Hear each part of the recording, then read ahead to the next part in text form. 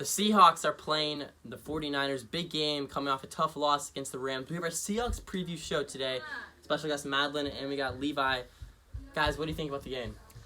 It's going to be close. I'm a little bit worried about this one, to be honest. You know, we obviously coming off a bad loss to the Rams, but I think this is going to be a competitive game. Look, we've seen the Seahawks play the 49ers close a lot. Even last year in the playoffs, it was close until about halfway through the third quarter. So I think this is a game that people aren't just going to turn this game off on Thanksgiving night. They're going to be filled with turkey on the couch, and they're going to be watching this football game. This is a game that national TV is going to want to watch. That's why it's on there. And I do think that, you know, Pete Carroll, he does play pretty well against Kyle Shanahan. He has a winning record against Shanahan. You know who doesn't have a winning record, Drew? Geno Smith. Yeah. Geno Smith, 0-3 in his career against San Fran. Brock Purdy is 2-0 in his career against Seattle. So that's not great split to look at. Madeline, what do you think about this game? I wouldn't say I'm optimistic, but I am, slightly hopeful. I don't know, I feel like it's just, with the 49ers and with the Rams, it's always just kind of a toss-up. Even if one team is bad, just in general, it's probably going to be close no matter what. Yeah. So, I'm hoping for the best, you know? Yeah, we got a rivalry matchup, you know, anything can happen, but it's really hard to look at it top to bottom. The 49ers are a better team. I don't see it. Yeah. I really don't see an area where the Seahawks have a distinct advantage outside of maybe cornerback. Other than that, it's... Well, their safety's out for the season. So that's... And Quandre Diggs has had a really not great year. Yeah, that's true. Jamal Adams is playing this game. He was out against the Rams. He's back. Yeah. But Kenneth Walker will not be playing. Kenneth Walker not playing. See, I don't know, according to Edward, Charbonnet is much better than Walker, even though I like Charbonnet. I personally like them both. Decent. Charbonnet played well in the last game. Yeah, he did. Charbonnet, he's a heavy hitter, runs hard. He had a lot of snaps at UCLA last year. Played a lot. Yeah. So, I say as long as we don't put Drew Lock in, it's probably going to be okay. Yeah, but that is something to look at. Geno Smith did have that shoulder injury. He didn't practice until today, I believe, was his first day of practicing, which... could lead to some rustiness. I don't know exactly what's going to happen there, but yeah, Are they putting the other new backup on the roster for this game?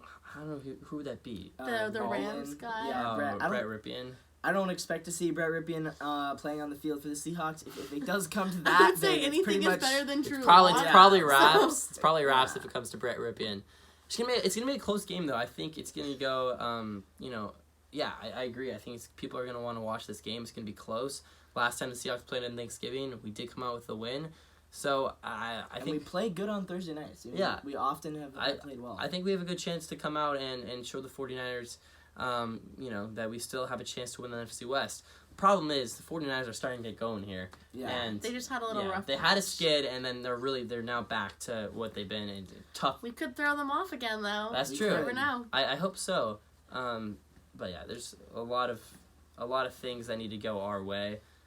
We could come out with this with the same record as them, which would be pretty great. No, and we would have the lead. Leading the division.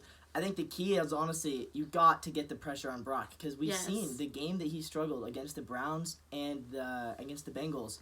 They were pressuring him. They were getting to the quarterback. Yeah. So we have guys who can rush the passer. Mafe, he's been doing it really well all season.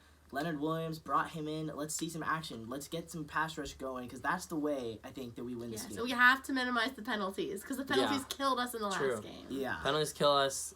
Yeah, I mean, if you allow Brock Purdy to sit there and just dice us up, it's going to be a long day. We have to pressure him. Another thing I think is a really big deal, our offensive line has been really struggling a lot, protecting Geno. Yes. And Abe Lucas, I was about to mention. He's questionable to play. So Abe Lucas might play for the first time in a while, so that could be a huge addition. Could be huge. I mean, that could be absolutely massive. I mean, when you look at our offense, wide receivers above average, you have 3 pretty capable tight ends. Geno Smith is a good quarterback. You have a good running back core. Questionably good. He's an average quarterback. But the thing that really, in my opinion, holds back the team is everyone outside of Charles Cross is a bottom third. We have a lot of backup. A bottom third offensive lineman in the league. Offense, because at the beginning of the season, the offensive line was kind of killing it. And then some injuries happened. Yeah. And when you're playing against guys like Chase Young, Nick Bosa, that's not easy to block. No, not at all. It's been good to see Charles Cross, though. First round pick from a couple of years ago, really start to come into his own. He's slow improvement, and at this point, that's all you can ask for. Yeah. So Madeline, give me your one big, bold prediction. prediction Bold for prediction? Should the it be game. a hopeful bold prediction? Whatever you think something that you think's gonna happen, but maybe other people don't.